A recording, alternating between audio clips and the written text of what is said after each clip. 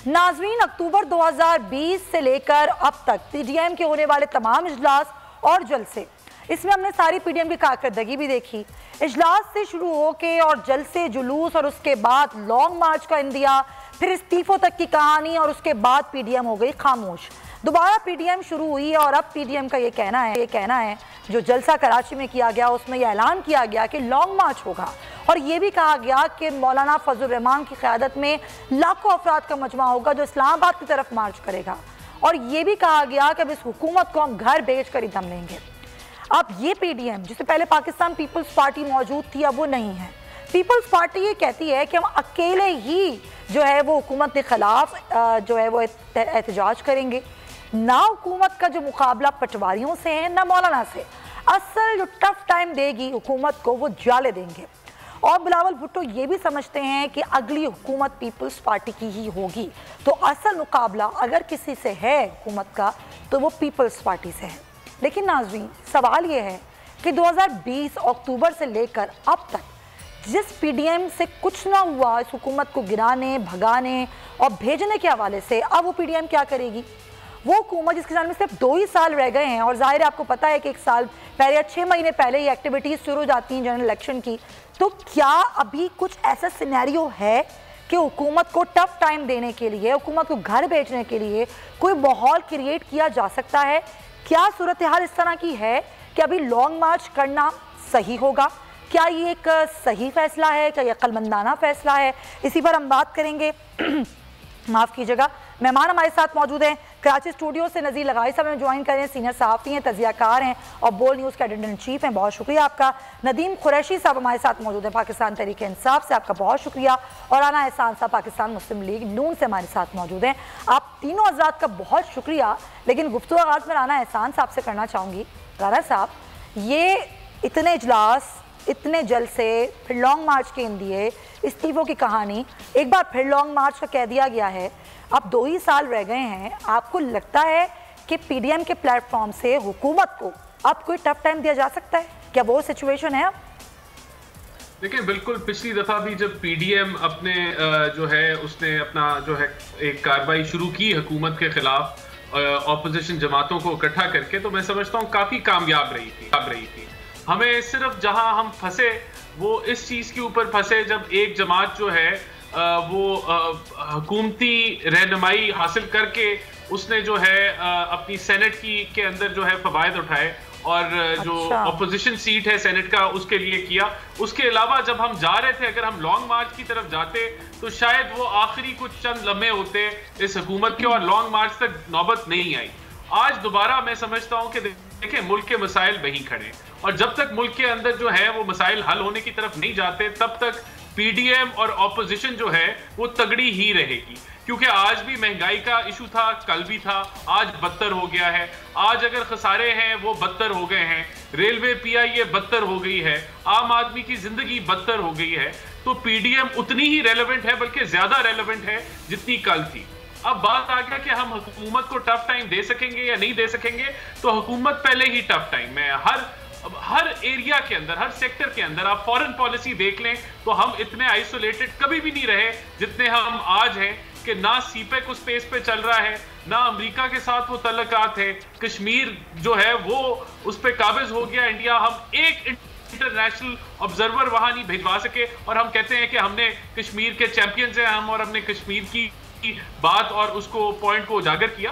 तो मामला बहुत गंभीर है इस मुल्क के और इंशाल्लाह ताला मैं समझता हूं कि अवाम इस चीज के इंतजार में थी। नहीं तो अवाम अगर इस चीज के इंतजार में थी तो अवाम को तो कुछ भी नहीं मिला। आपके अक्टूबर 2020 से लेके अब तक आवाम को तो कोई रिलीफ नहीं मिला। आवाम तो उसी तरह महंगाई की चक्की पिस रही है, बल्कि महंगाई बढ़ती चली जा रही है। अगर आवाम के लिए हो रहा है तो आवाम को तो कहीं कोई रिलीफ मिलता नजर नहीं आता। राना साहब, देखिए, ये बिल्कुल आपका वैलिड पॉइंट है और अवाम को रिलीफ जो है वो ऑपोजिशन ने नहीं देना, वो गवर्नमेंट ने देना है। महंगाई कम ऑपोजिशन ने नहीं करनी, वो गवर्नमेंट ने करनी है। हमारी क्या कोशिश है, हमारा सिर्फ जो एक हमें जो जंजीर है वो ये है कि हमने आइन के अंदर रहते हुए करना है। हमने कोई गैर आइनी काम नहीं करना, हमने किसी जो है वो उंगली उठने का इंतजार नहीं करना, हमने किसी के सिग्नल्स का इंतजार नहीं करना और ना हमने किया है। और यही हम बताते गए और ना हमने कोई जो है वो ईंटें उठा के या डंडे उठा के ऑपोजिशन करनी है। हमने अपनी आईनी हदूद के अंदर रहते हुए जो हम कर सकते हैं वो हम कर रहे हैं। पार्लियामेंट में जब हम कोशिश करते हैं तो पार्लियामेंट ये चलने नहीं देते। बाकी हम अपना जो है वो पहले अवाम के पास गए और हमें पिज़राई मिली, और इंशाल्लाह ताला हम दोबारा अवाम के पास जाएंगे और हमें पूरा यकीन है कि अवाम का रिस्पॉन्स आएगा। और ये जब हम लॉन्ग मार्च तक बात जाएगी तो इंशाल्लाह इस हुकूमत की जड़ें जो है वो हिल जाएंगी। चलें, लॉन्ग मार्च तक ही बात जाएगी ना, धरना तो नहीं हो रहा, बस लॉन्ग मार्च होगा और दैट्स इट। ये फैसला हो सकता है। अच्छा, बिल्कुल हो सकता है। मतलब ये है एक ऑप्शन है, देयर इज एन ऑप्शन कि धरना भी हो सकता है। Right point taken. Nadeem Qureshi साहब, आप ज़ाहिर पीटीआई का एक पूरा एक तारीख है कि ज़ाहिर आपने इतना बड़ा 126 दिन का धरना दिया, उस धरने से हुकूमत तो नहीं गई लेकिन धरना दिया गया। अब ये ऑप्शन तो अपोजिशन के पास भी है कि वो लॉन्ग मार्च करें या धरना दें, हुकूमत की तरफ से कोई रुकावट तो खड़ी नहीं की जाएगी। बिस्मिल्लाह हमारे नबी, देखिए सुबैया, हुकूमत ने ना पहले कोई रुकावट खड़ी की थी, हुकूमत ना अब कोई रुकावट खड़ी करेगी। देखना यह है कि जो इमरान खान है और उनकी जमात ने धरना दिया, उनका नुक्ता नजर क्या था, और आज की अपोजिशन है जो 35 साल इक़्तिदार में रही, इनका नुक्ता नजर क्या है। पहली बात तो यह है कि धरने देने के लिए बंदे का जिगरा चाहिए। अच्छा, धरने देने के लिए बड़ा हौसला चाहिए। इमरान खान ने जो 126 दिन का धरना दिया वो पाकिस्तान की डेमोक्रेटिक तारीख में, आपको लगता है इन 11 जमातों में वो हौसला नहीं है जो एक जमात का हौसला था? देखिए मैं आपको अर्ज कर दूं, इमरान खान की अलमारी में कोई मुर्दे नहीं थे। इमरान खान किसी करप्शन केसेस में खुदा ना खास्ता किसी पाकिस्तान के इदारे को मतलूब नहीं थे और ना आज है। इमरान खान ने इस मुल्क के आम आदमी के लिए जद्दोजहद की, स्टेटस को की ताकतों के खिलाफ जद्दोजहद की। उस धरने के नतीजे में आपने देखा कि 2018 में पाकिस्तान भर से पाकिस्तान तहरीक इंसाफ मुल्क की सबसे बड़ी पार्टी बन के उभरी।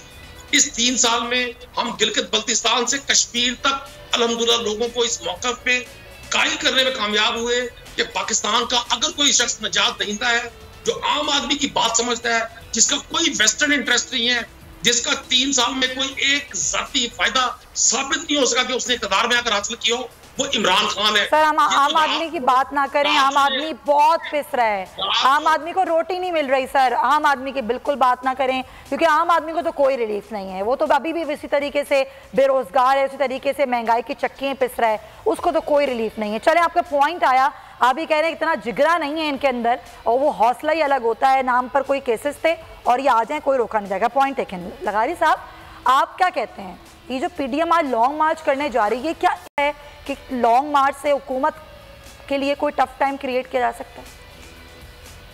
बहुत ही अजीब व गरीब सूरत हाल है। कल का जलसा जो है वो जो सारे के सारे तज्ज़िया निगार और सारे के सारे मुबस्सरीन वो बता रहे थे कि ये वो जलसा नहीं था जो इससे पहले पीडीएम ने किया था इसी जगह पर, इसी मकाम पर। एक तो बहुत कम जगह घेरी गई थी और कम जगह पर जलसा किया गया था और हाज़िरी भी उसी हिसाब से थी।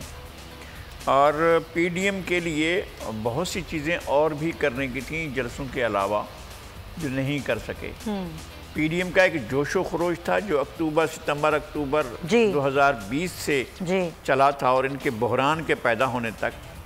और असल बहरान ये था कि आपका रुख मोड़ दिया गया था कि आप जनाब पार्लियामेंट की तरफ देखें और ज़िमनी इलेक्शन देखें और फिर उसके बाद आगे चलें, और आप धरना देना है धरना दें, लॉन्ग मार्च करना है लॉन्ग मार्च करें और लास्ट ऑप्शन में जाएं इस्तीफ़ों की तरफ। तो इस्तीफ़ों का मुतालबा पहले आ गया था, उससे मसाइल पैदा हुए और उसके बाद सब अपनी अपनी बोलियां अलग अलग बोलने लगे और हुकूमत को एक स्पेस मिल गया। फाइनल स्पेस उस वक्त मिला जब मोहतरमा मरीम नवाज़ ने ऑन कैमरा स्क्रीन पर ऐलान किया कि हम इस हुकूमत का 5 साल तक की उसकी मुद्दत पूरी कर देना चाहते हैं और उनका ख़ात्मा नहीं चाहते हैं।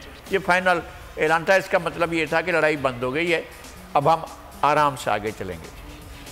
अब हुकूमत ने इस मामले से फ़ायदा नहीं उठाया, हुकूमत ने पुराना तर्ज अमल बरकरार रखा, हुकूमत ने डिलीवरी की तरफ तवज्जो नहीं दी। सब्सक्राइब करें और बेल दबाएं ताकि कोई खबर रह न जाए।